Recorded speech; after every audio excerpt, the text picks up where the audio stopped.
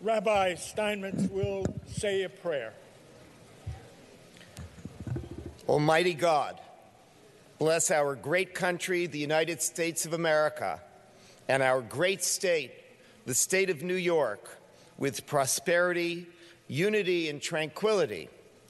Almighty God, bless the members of this assembly with wisdom and understanding, and grant them the insight to bring a better life to all of our citizens.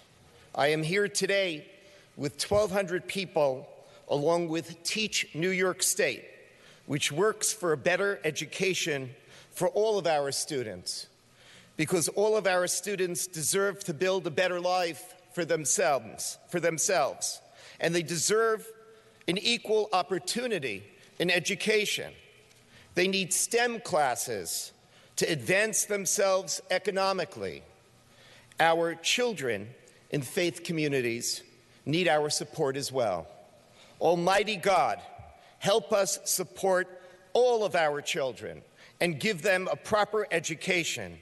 May we all succeed in doing so, and may God bless our children. Amen. Amen.